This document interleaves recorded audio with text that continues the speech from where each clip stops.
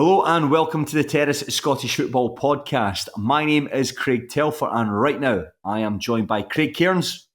Hello, Craig. And we are going to be talking about Liechtenstein 0, Scotland 4. Yes, the national team bounced back from Friday night's disappointment with a very, very comfortable victory over a very mediocre Liechtenstein side. Shea Adams got a hat-trick, the first player to get 3 goals to the national team since John McGinn against San Marino in 2019. And George Hurst got his first goal for the national side. This is a shoot podcast. We are recording within minutes of the full-time whistle. Very straightforward match. Craig, give me your shoot thoughts on Liechtenstein 0, Scotland 4. I think it's one that is really difficult to read much into, isn't there? I mean, Liechtenstein I was having a look at it before I came on, 205th out of 210 in the FIFA Coca-Cola World Rankings. I don't know if that's what you just opened there. I was looking away as you opened that. I just heard the sound effect. It was Diet Coke there. Diet Coke. 205th of 210 teams. Since winning a double header in 2020, that was against Luxembourg and San Marino, although that was COVID, that was different times. They've played 48 games and they've won 1 of them. That was against Hong Kong and they've drawn 7 of them. So yeah, it's a very, very difficult game to read into, but I think it's a result. It was sort of like the bare minimum that Scotland needed to do to restore what had happened. I mean, it doesn't make up for the Iceland result, but it sort of like gets things sort of semi back on track, if you like. I think you're absolutely correct. That was the bare minimum we expected from Scotland. A very comfortable performance and a resounding win. You're right, everything has to be filtered through the prism of we're playing against one of the worst sides on the planet. So it would have been anything other than a win would have been disastrous. Let's be honest, given our current trajectory. But I suppose it does give us some degree of confidence going into the World Cup qualifiers in September. I was reading the comments on the Scottish FA tweet when they posted the full-time result, and unanimously the comments are all, thanks for the win, time to go Clark. So I don't think this has necessarily shifted the dial on how people are feeling about Steve Clark, but a much needed win all the same. And we'll try and analyse the game. There isn't all that much to analyse, but we'll start by looking at the starting 11, Craig. Steve Clark went with a 4-4-2, changed a couple of players round from Friday night's game. Ross Doon started in goal, scoring his first cap for the country. Lennon Miller made his first start in midfield alongside Billy Gilmer. And Shea Adams partnered George Hurst up front with Lewis Ferguson and John McGinn's playing as wide midfielders, like central midfielders playing more wide. So it's quite a narrow formation. But when you saw that starting 11, what were your thoughts? I think it was kind of what was expected. I think there might have been a bit more experimentation if Scotland hadn't had such a bad result in performance against Iceland, and it kind of puts Clark under a wee bit more pressure to get a result. So he plays maybe 1 or 2 fewer players from the start that he might have otherwise.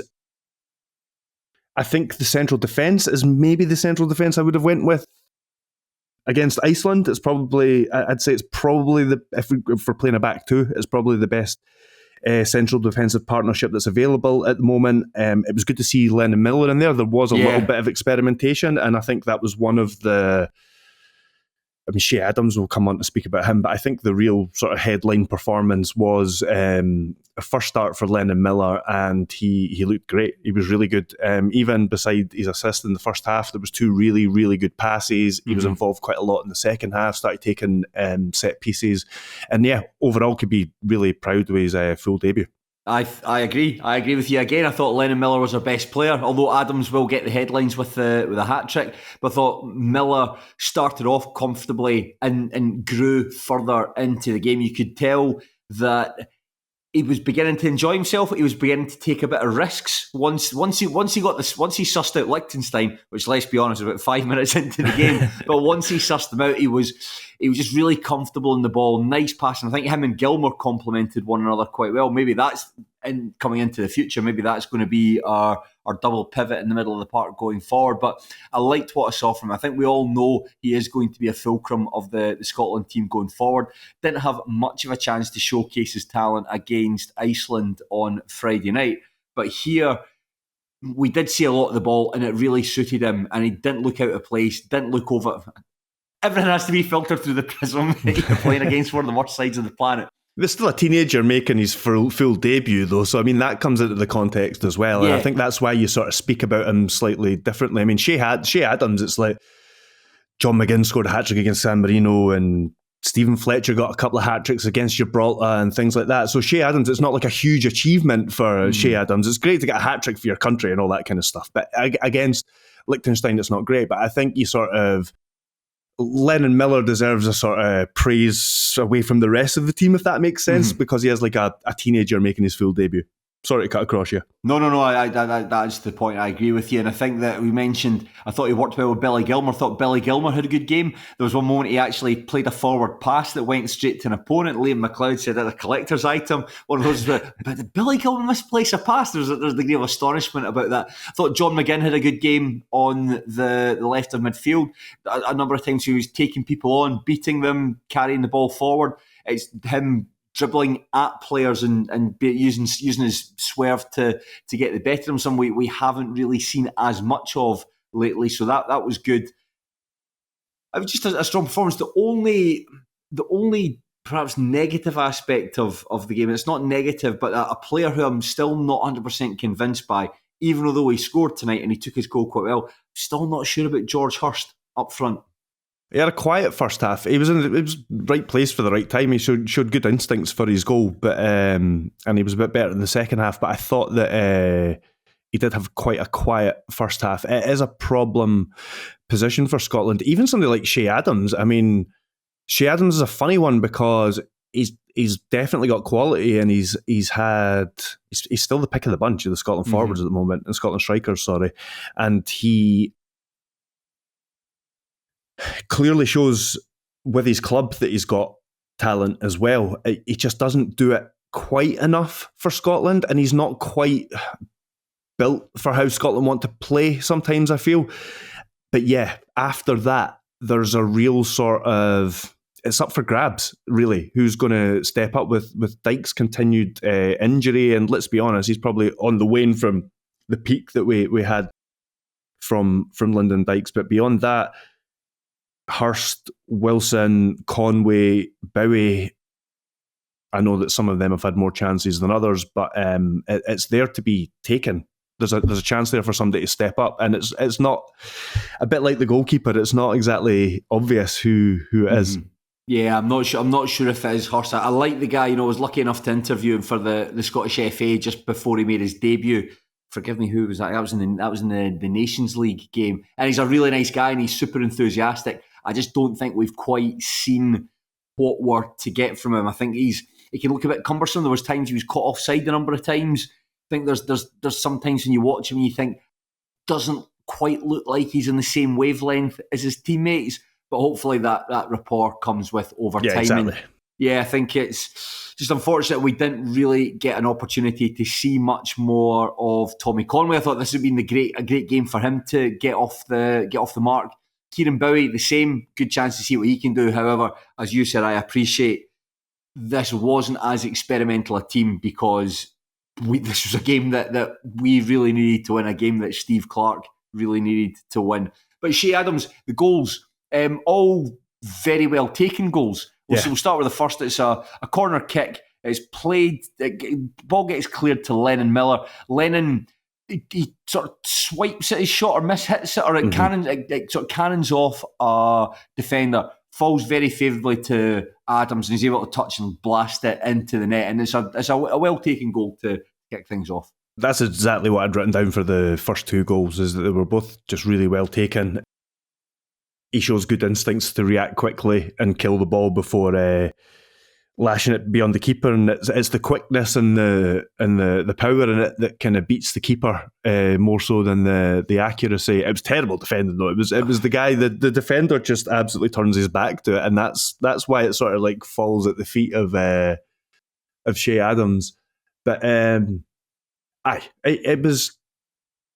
it was both that one and the second one. Lennon Miller does really well. That was something that they did a few times, was give the ball away in their own half, and Lennon Miller did well to anticipate that, follow the guy in, win the ball, and then it was a really clever sort of touch and finish from Adams, that one, I thought. Mm-hmm. Yeah, getting the goal after 4 minutes. It's just if there was any nerves, and I can't imagine there would have been, but maybe nerves is not, this is a degree of tautology, just basically saying different ways to find the same thing, but perhaps angst or anxiety just about how Scotland be playing.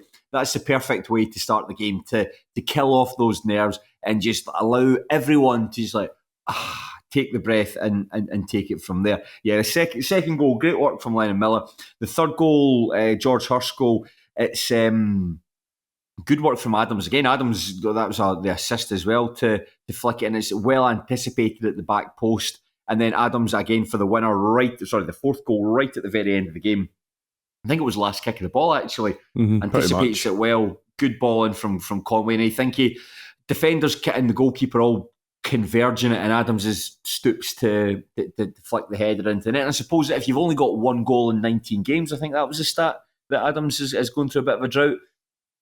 Yes, it's against lowly opposition, but you imagine that's put him in good stead and given him a sense of good feeling going into the summer and hopefully into next season. Yeah, hopefully. I thought Ralston did well for that. Was it? Oh no, I'm thinking of the Hurst goal actually. When he got down the line. No, it was Ralston. Yeah, Ralston put the ball in.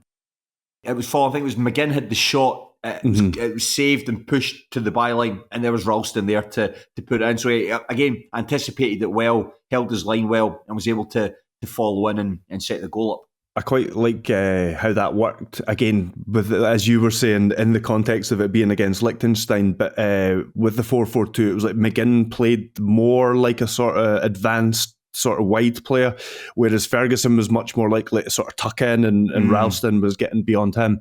So it did work quite well. How much they'll be able to use that formation in the upcoming World Cup qualifiers when it matters, I'm not sure. But he's kind of forced into doing something like this with the lack of wide options, which is really sort of hamstrung for Iceland, I think. Yeah, I when I was looking at the starting 11, it was just trying to decode where all the players fit into it. And it's basically, we're playing with almost like a 4 across the middle, but it's very, very narrow. And there is sort of like John McGinn coming inside and getting a bit of width there, provided by Robertson. Whereas I thought Ferguson was more, not going to, but when David Beckham wasn't necessarily a winger, he was like somebody that stayed out wide. Now I'm not comparing Lewis Ferguson to David Beckham.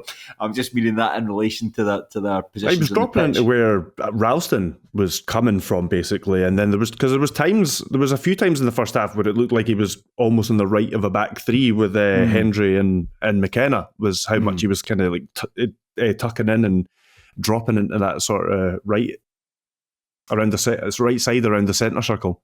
Yeah, I wonder what the point of this friendly was. I'm sure when it was booked, as we said there, it was booked to give some of the fringe players a shot. But then, because of what happened on Friday night, it suddenly became a must-win game, and it was a bit less experimental than we were perhaps anticipating. I'm just thinking, when Clark in the build-up was interviewed and he said this has no bearing on our plans for the World Cup, genuinely thinking that, what are we doing here?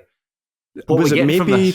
Because I did look at it earlier and wonder the same, and the only thing I could think of was potentially they were just looking for some practice for breaking down a team that sits in, like breaking down a minnow, basically. And I know Belarus are a bit better than Liechtenstein, but they maybe anticipate Belarus to sit in or something. But even then, it wasn't that good an exercise because Liechtenstein weren't very good at sitting in. No, it was... Watching these teams, I don't like being disrespectful because because that's not fair. Ultimately, it's guys that are trying to do their best here. But watching, I think Stenny could give them a go. I actually fancy Stenny to beat them. You would see occasionally there'd be a passage of play where there'd be a couple of passes swapped around between players, and then it would just be booted up the park into space and easy enough to clear, or somebody would wriggle past someone and then they would just thump a shot out of the park. I mean, I'd say they came close. There's a bit, I think it was the wide midfielder, Kindle, his name was, took the ball and poor defender on our part. I think we switched off and allowed him to run and goal. He had the shot that went over the bar. But beyond that, it just, quite a poor side, and you're right. They didn't test us at all in an attacking sense, and they were easy enough to play against. Although what I would say is a lot of our play here, it was just get the ball out wide and get it into the box. I don't think we did a lot of. We'd worked the ball centrally. Yeah, but I mean, I suppose it worked. It worked. As we said, it was kind of like the bare minimum. I mean, it's not as if they came out with like an 8-0 or something like that. That's when you'd be talking about like everything clicked or something like that. They got what was expected against Liechtenstein. But I suppose, I don't know if that's how they went out to play or that's just how the game kind of transpired, but they created enough chances to justify their sort of performance and their win through it. So, but I would question the value of it. And I suppose as well, like something that Tony and I spoke about when we talked about the Iceland match. A lot of tired boys out there. I wonder how hard it is to get up for a game, especially when you go 1-0 up as early as that. There's no jeopardy there. There's very little at stake. And so you're just like, right, let's get through the game, couple of goals, no injuries. And I imagine, to a man, every single member of that team is going on holiday at some point this week. There'll be some of them who, as soon as they finish up at the camp there, they'll be away on holiday for a couple of weeks. And it's been a long old season for some of them. I think as an exercise as well, there'll be a bit of stat padding going on. I think there's like Andy Robertson and John McGinn are closing in on Kenny Dalglish's record appearance. Right. And it was like Gilmore's 40th or something like that. Yeah. Aye. So there's for Robertson and McGinn, I'm sure they had a good time. It's another another just chalk up there that they can close in and perhaps overtake Dalglish. But yeah, beyond that, it's not great. How is this game, Craig? Has it changed anything how you feel towards the national side? Anything how you feel about Clark at all? Is it? We were joking at the start there, but do you think it's done anything to change the minds of the doubters? I don't know about how I feel specifically, but I think it will have. I mean, a win against Liechtenstein is not going to change people's minds, but it will have staved off any kind of immediate call. I mean, it will have staved off the sort of growing wave that started after the Iceland game. So I don't think we're going to be. There may still be conversations in some places, but I don't think there's going to be a serious conversation about changing the manager going into the World Cup qualifying campaign. I think we just have to hope that this kind of gets us back on track. And I'm also with you in not looking in too much into the Iceland game. I think that it's worrying, it's concerning. I don't think you should just not concern yourself with it at all, but I do think injuries played a part. I mean, players like Ben Doak not being available meant he's had to change the formation again. He's not got any other wide options. I mean, maybe there's some other out there, but I'm not going to say I've got any answers of wingers that should have been in the squad. And then, like you say as well, a long season for. I mean, Scott McTominay's been chain smoking since he won the league, and then he's come out to play a game for Scotland. I mean, I'm not going to have a go at the guy if he's not like 100% in that game, because it's end of season and it's players are just like running to the ground a lot these days. So I wouldn't read into it too much. There was a game, in fact there might be two, Northern Ireland and Republic of Ireland, two games that came at a similar time, and Scotland have kind of bounced back into some sort of form. So hopefully it is just end of season fatigue and things like that. Yeah, I'd probably agree with that. Yeah, it's a funny one. There's some games that don't matter until they do. I think I remember at the start of these two matches thinking this is a great opportunity to try different stuff out, get a win against two like middling opponents, and then being like quite impressed by Iceland and equally really concerned about the performance. There was absolutely no such concerns though about this one. And I suppose as well, Craig, we got to see a new goalkeeper. We got to see Ross Doohan playing. Did we? Oh yeah, I mean he was on the pitch. I think that's probably the thing. There's absolutely fact nothing you can say about Ross Doohan's performance. I think he was on a family holiday to Turkey before receiving the call up after the injury to Angus Gunn and Kieran and Robbie McCrory. Him and Callum McKenna came into the team. I'm going to ask the question anyway. I know the answer. Did we learn anything about Ross Doon's capabilities as Scotland goalkeeper? No, I don't think we did. It probably means that his loyalty will be rewarded further down the line. And I'm not saying that means that his ability doesn't justify him getting called up as like a backup goalkeeper down the line. But I think that, I was going to say like as if I was in the know, I think he will be rewarded for that. At some point, he'll be called up into squads. It really is a dreadful pool of goalkeepers. That's when you were seeing the names that were coming. Ross Doon, I think that had a spell for about a couple of months when Dimitar Mitov was out injured. Did okay-ish. But not like enough to sort of like to keep Mitov out the team or anything like that. I think once Mitov was back and fully fit, he was out the team again.